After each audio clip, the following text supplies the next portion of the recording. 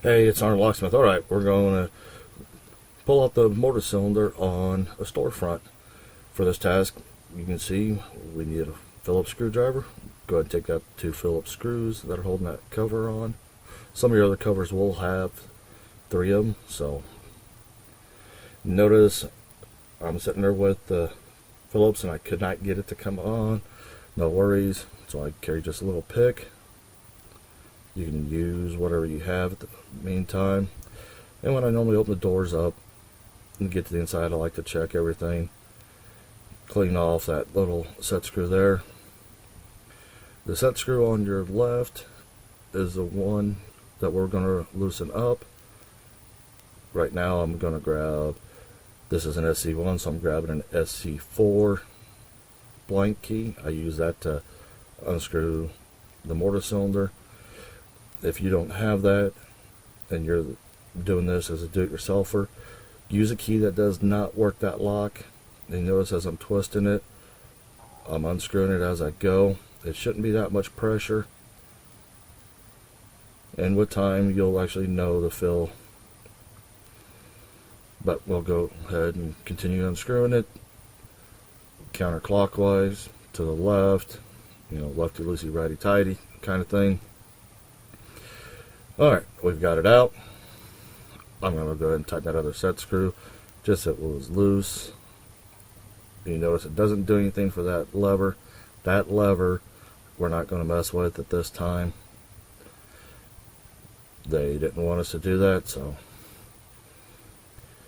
go ahead and hit it with a little lube on the inside though. I always like to make sure that the exterior locks are lubed and the latches when I'm working on them. But this is just a little added value, and with you having it open, go ahead and look at what you see there.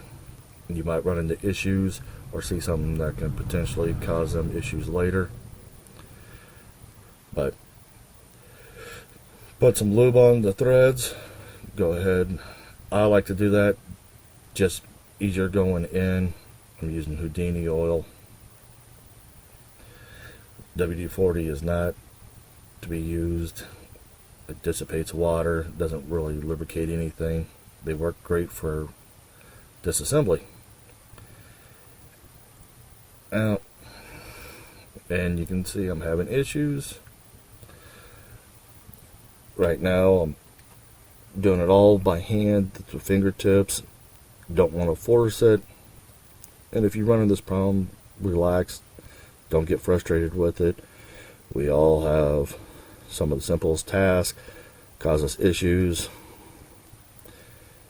and if it goes in CrossFit, just cross, stop, back off. Take your Phillips screwdriver, and you got the big screw on the top and the bottom there. Just loosen them up. They're spring loaded behind there, and it changes the alignment. And just by doing that right there, you notice it wants to thread in easier. Now we got it going in, and I'm still using an uncut key that goes into it. I've always found that to work the best for me. Now, make sure you have the cylinder lined up in the same position you took it off. Go ahead and tighten up your set screw. You just want to run it in snug.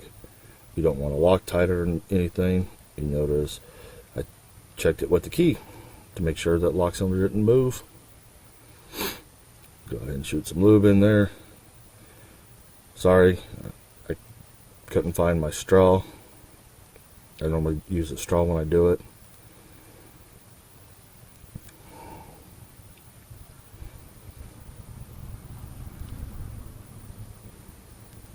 Alright, get the key, the original key that works. There we go. And let's turn around and give it a little more shot of lube again.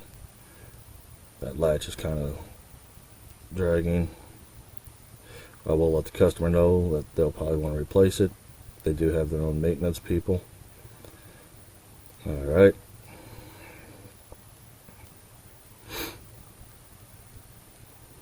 Put the plate back on. Got the 2 Phillips screws we took off in the beginning. Go and put them in.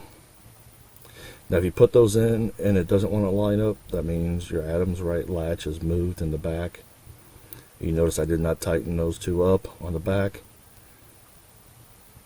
And the reason why is there should be a little bit of movement in there